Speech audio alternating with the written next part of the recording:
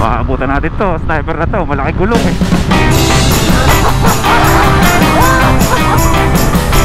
Hindi niya matanggap sa sarili niya. Nalalikuran ko.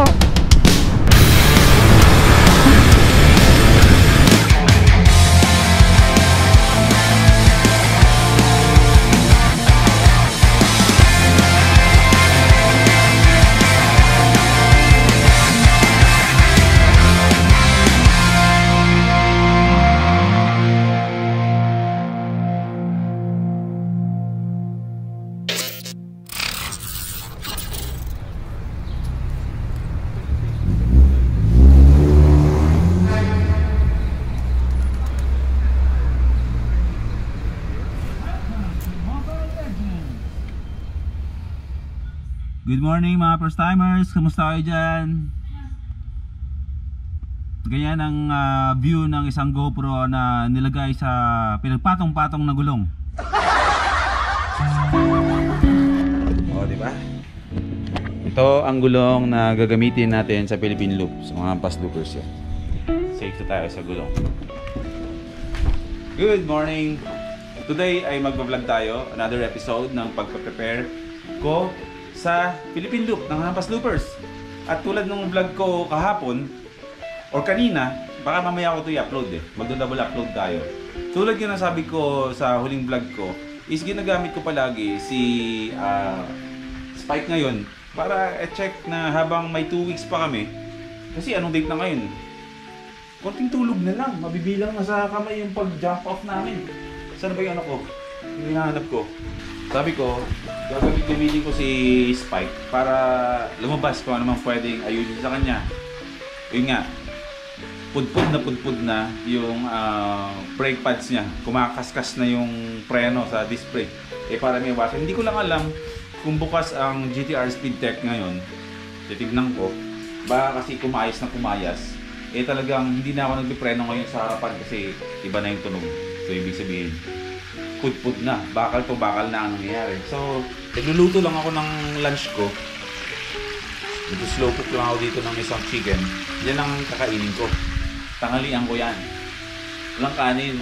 Pagkatapos natin mapalitan ng brake pads, kaya siguro pupunta ako ng DC Moto para bumili ng panibagong jacket. Tulad nga rin na sinabi ko sa vlog ko na yung jacket na gagamitin ko na kulay militar o kulay fatigue, eh medyo alanganin natin isuot para sa Philippine Loop, especially dun sa parte, may mga parte ng Mindanao na hindi siya okay isuot. So bibili tayo ng panibagong jacket. May gusto mag-sponsor sa amin ng jacket pare-pareho, pero 2 weeks na lang kasi hindi pa magbangga-bangga yung mga oras namin kasi may mga pasok, may mga kanyang-kanyang ganap kami sa buhay. Yung iba sa family time. Kumbaga sa panahon na ngayon, 2 weeks na lang. Si Biyahe with Ken nasa Davao pa rin ngayon, pero nakikiramdam na siya ng panahon kasi nga alam niyo naman na binagyo talaga ang Mindanao area, apektado, especially sa Visayas ay talagang kalunos-lunos ang nangyayari dahil sa bagyo. So nakita namin na mag-iiba yung ruta namin sa Philippine Loop. Mas hahaba ang biyahe namin sa Visayas, na imbisa na matatawid natin ang buong Visayas ng 6 hours. Pero baka pumalo ng 8 hours dahil talaga magre-route kami. Doc, bukas kayo Doc ngayon? Apo. Punta ako Doc, kumakayas na yung brake pads ko. Sige po, saan po ba? Sa harap, sa likod? Sa harap, pero palitan na natin harap-likod. Ano po ba sa ATV nyo? Opo, Sige po. punta ako dyan ha. Sige, ingat. Sige, thank you Doc. Jane, mga HL to, di ba? Na jersey. Ayan, yung mga ito sticker. Okay. Sa lahat ng mga gustong bumili ng hampas loopers na jersey, ito na lang ang natitirang jersey namin. Ito na lang yung natitirang stock bago kami mag-jump off sa May 1. Marami ang umu-order sa Shopee, mga first timers ha. So ang link niyan is nakapost palagi yan sa Boy First Time page or sa Hampas Loopers na page. Makikita niyo yung link dyan kung saan nyo mo order sa Shopee. And then pwede naman kayo mag-drop by dito sa First Time Moto para bumili. 1,200 huling stocks namin yan na ilalabas in 2 weeks time. Mauubos yan. Okay? Okay, tuloy tayo. Okay. Yung mga gagawin natin today, pupunta tayo ngayon ng GTR Speedtech. Buti kanina, di ba, tinawagan natin si Doc Gadi ng GTR Speedtech na kung meron siyang available na brake pads. Ito na siguro, ito na yung tamang panahon para palitan natin ng brake pads si Spike. Hindi ko alam kung sa buong biyahe namin ng Philippine Loop kailangan ko ulit magpalit ng brake pads. Tignan natin ha, kasi napakahaba ng biyahe na yon. Okay, so ngayon ang goal natin, iwan sa GTR Speedtech na si Spike. Mabilis lang naman to, papalitan lang ng brake pads sa harap at likod. At hihiram muna ako sa kanya ng motor. Pupunta lang muna ako ng DC Moto, sa moto shop ni Bro DC Monorack, para tumingin ako ng jacket na ipabalik ko doon sa isang jacket ko. Sayang kasi gusto kong gamitin yung jacket ko na yun kasi malamig yun eh. Pero no choice tayo. Bili tayo ng mukha talagang pang rider na jacket. Marami nagtitinda ng jacket dito sa Malolos, pero doon ako bibili sa kaibigan ko. Support each other's business ba ang tawag doon. Sino ba magtutulungan kundi kami magkakaibigan, diba? Excited ako bumili ng panibagong jacket kasi nabili ko jacket na patik, yung mukhang pang militar. Malaki yun sa akin. Di ba pumayat ako? Ngayon bibili tayo ngayon ng mas smaller size na jacket para fit sa atin. Nagbunga din yung pagtitiis ko. Simula nung pagbalik namin ng Manila galing Davao, kinabukasan nun, no rice na talaga ako. Kaya pag nakita nyo talaga ako sa picture ngayon, pag nakita nyo ako ng personal, talagang payat ako. Pero yung naman, hindi naman sobrang payat balingkinitan, ganun. Lumiit yung tiyan ko, lumiit yung mga braso ko. Hindi na ako mukhang kuha tignan kasi yun kasi senyales ng isang taong nananaba talaga. Nakukuha tignan kasi kumakapal yung taba mo sa balikat mo sa likuran. Tapos tumutupi yung tenga. Ay anak ng toko, mali ako. Ba't ba ako dito dumaan? Dito ako dumaan. Diyos ko Lord, mali ako. Akala ko uwi ako ng bahay, wala palang tao ngayon sa bahay. Nasa swimming pa lang ngayon yung pamilya ko. Ang hirap na walang preno sa harapan. Ay anak ng toko, hindi nga pala muna ako sa DC Moto. Tama pala yung kanina. Pupunta pala ako kay Doc Gadi. Lutang. Yan ang sinasabi ko sa'yo, boy P. Napakadami mong iniisip. Balik tayo sa highway. Iiwan ko nga pala to. Sorry, talagang sobrang punong-puno talaga ng isipan ko. Lutang sa biyahe. Lutang na lutang Nagkakadapatong-patong na kasi dapat kong gawin. Okay, GTR Speedtech muna tayo. Maganda ang panahon ngayon Hindi masyadong mainit. Hindi rin ganun ka parang uulan. Sana, wish natin sa pag-iikot natin ng Pilipinas ganito lang ang panahon. O sana wag namin danasin yung ulanin kami kasi talaga mahihirapan kami. Papahirapan tayo sa biyahe, tapos nagta-time beating pa tayo. Tapos binibit pa natin yung mga point to point na dapat mabiyahe natin sa loob ng isang araw. Ito yung biyahe na dinumiro na kami. Hindi na pwede yung kung saan na kami maabutan ng gabi. Ngayon ang mangyayari sa amin, kailangan kung 500 kilometers o 600 o 700 ang babayahin namin sa isang araw, dapat sa loob ng isang araw yun marating namin yun. Naka-record lahat ng mga ganap namin, yung pagpapagasolina namin, yung odo namin pag ride out na kami, tapos yung odometer namin ulit pag nakahinto na kami. Ganun ang mangyayari sa amin. So first time nating mangyayari yung ganito na medyo meron tayong rules na susundan o kailangan sundin sa isang biyahe. Tulungan na lang kami Hampas Loopers kung paano yung proseso kasi syempre nakakakalituhan, kailangan pero magmi-meeting naman kami kasi syempre may parang endurance din yan na may mga certain kumbaga designated checkpoints sa buong Pilipinas na kailangan mo magpa-picture.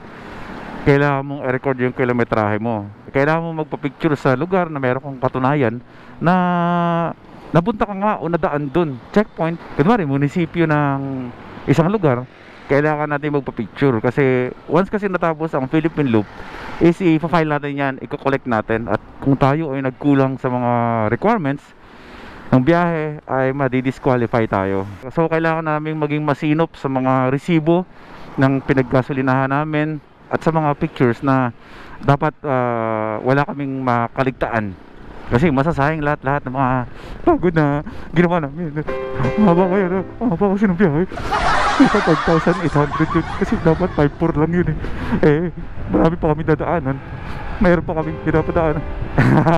Meron pa kasi, kaya nasabi ko nasa 5,800. Kasi meron kaming isang pupuntahan na lugar sa Mindanao na hindi siya kasama sa ruta ng Philippine Loop.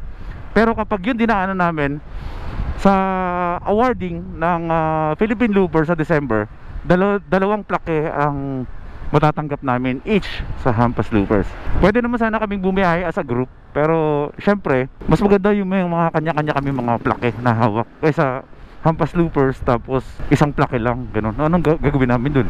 Diba? Paghatian namin 6, lalagariin namin. Bro Kenneth!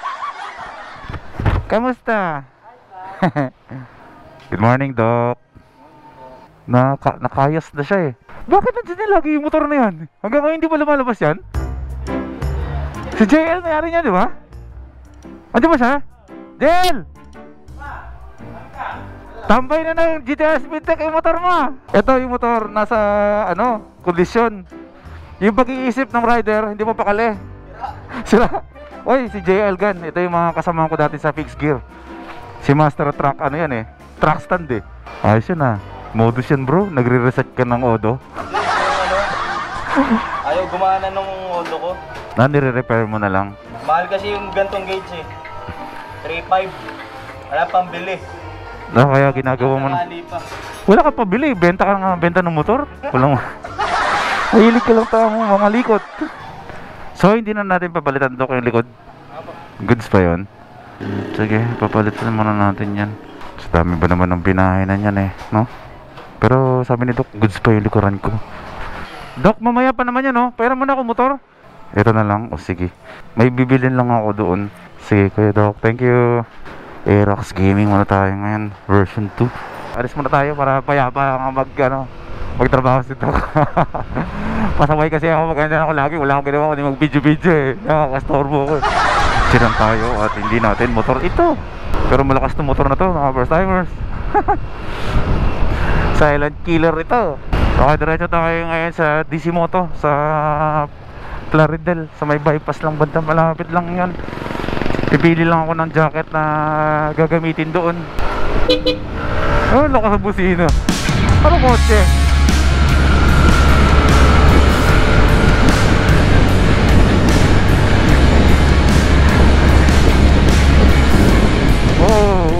Grabe naman to.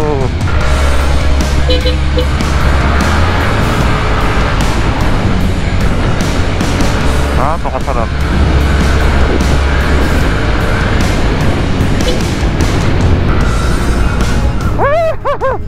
Grabe. Kung meron man akong kinakatakutan na grupong samahan sa ride, GTR Speedtech. Mauna na kayo, Dok. Ayaw makipagsabahin sa inyo kasi yung grupo nila Doc Gary sa GTR Speedtech eh, sa stoplight nakikita mo pa eh, sabay pa kayo eh, mamaya may ilang sekundo lang wala na sila sa paningin mo eh. Yes, we are open. Ate! Eh bro, kamusta? Ay, hindi ko na naman nadala yung Rubik's Cube mo. Sa susunod na lang na biyahe.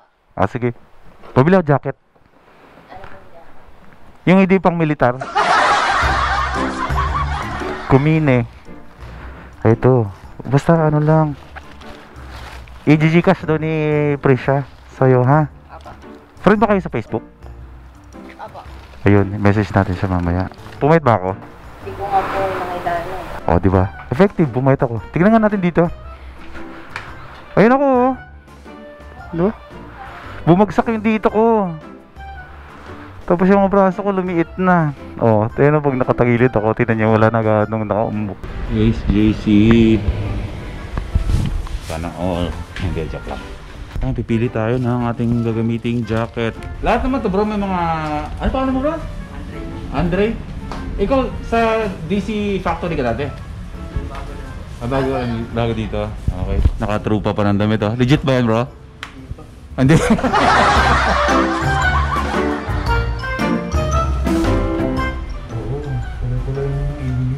Kasi yung helmet ko ang yellow green eh. Wala na size? Parang magkasa sa akin to. Saka natin to. Ito oh. Opo. Ha? Partner po din sa ano. Kulay-kulay yung ADV natin. Kaso, sige. Check natin. Sukatin na natin. Oo, makasya sa akin to. Tara, check natin. Sukatin natin. Kakasya kaya sa akin to? Check natin na.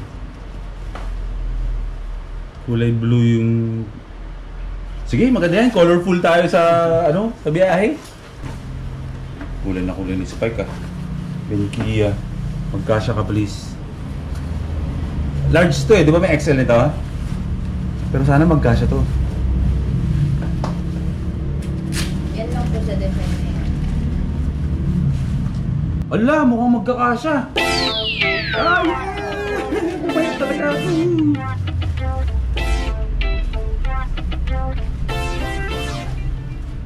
Tingnan. May dalawang... Oh!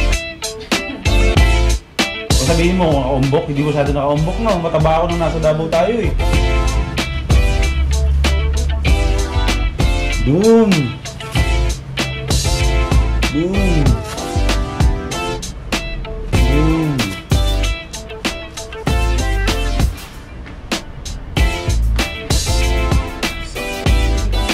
Pit no, parang maganda diba? Sabihin mo. Parang sinukat po. Parang sinukat? Kung ano to, Benkia, hindi Kamine. Ah, di ba? Labo ng mata ko. Ito yan, maganda pa. Kasi sa sobrang bangkingan na gagawin natin sa Sorsogon, ito ang gagamitin natin. Balikat ang pang ano natin, isa-side natin sa kalsada. Balikat. Ganyan tayo kagaling sa... kulay na tayo, kulay pa ni Spike oh. Benkia. Oh, in love na ako sa Benkia. Actually, mas magaganda yung mga jacket nila, no? Ibig sabihin, kung fit sa akin to ngayon na wala akong tiyan, nakikita may 2 weeks pa tayo na tuloy-tuloy. Wala to, flat na flat to. Ito na yun. Message natin si Madam Prisha, siya magbabayad dito. Magkano ba to? 4.8. Okay, sa lahat ng mga gusto ng ganitong jacket ha, dito kayo pumunta sa DC Moto. Okay, search nyo sa Facebook. DC Moto Plaridel, no? DC Moto Plaridel. Dito nyo yung makikita. Pero last piece na yata itong suot ko. So meron namang iba dito. May Kamine, may Benkia. Pero dati gusto ko ng Kamine. Ngayon parang Benkia lang gusto ko. Nag-upgrade yung mga designs nila na lalong gumanda. Lalong gumanda ang mga jacket nila ngayon. Okay, ito na yan. Talagang para sa akin to. Ganito rin yung kulay ng sapatos ko eh. Wait lang, ano ba yung sapatos ko? Ganito yung sapatos ko. Ayan, meron din dito sa DC Moto ah. So ito yung sapatos ko, plus ito yung jacket ko. Tapos yung ADB ko, black red din. Kasi yung jacket ko, blue, yellow, green. Pwede na yan. Aka na yung gunting, gupitan ko na si Batotoy. Aka na, parang makatipid. Hihingi ka pang 100 eh. Si Batotoy, kumukha ni Michael Jordan ng bata pa. Halika dito! Ayun, mukha talagang batang Michael Jordan, di ba dati? Oo. Hindi, tatay ko talaga yan. Okay, tuloy na tayo. Bye Nicole, bye bro. Tuloy na ako, thank you ah. Yung Rubik's mo na lang pagbalik ko. Available din dito sa DC Moto ang Geely helmets ha. Sa mga malalapit dito. Tapos sa mga motovloggers dyan na nahihirapan maghanap ng paggawa ng sticker na maganda, GAJ decals and sticker. Yan. Dito lang din yan sa tabi ng DC Moto. Hanapin nyo lang DC Moto Plaridel. Magkatabi na mismo sila. Okay? Tuloy na ako. Sniper.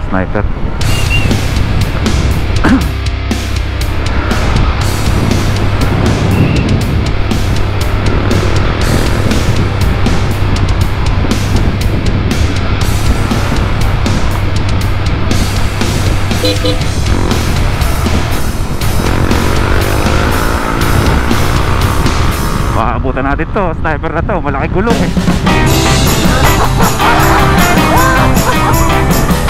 Hindi niya matanggap sa sarili niya. Nalalikuran ko.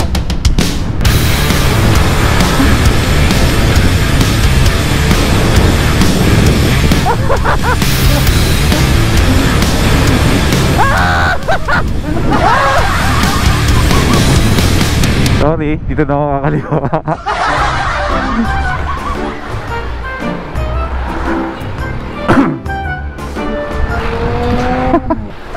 Kung napanood doon eh, Doc Buddy mamaya. Talaga si Kuya Boy P, oh. Malapit na tayo sa GTR Speed Tech. Ano bang pangalan mo, ha, Aerox? Huwag kang magsusumbong sa amo mo, ha, na mayroon tayong sinibak, ha. Sikreto lang natin dalawa yan, ha.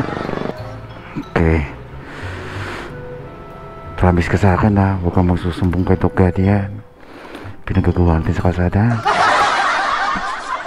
Kumingay, ating dalawa lang yun, ha. Quiet ka lang, ha.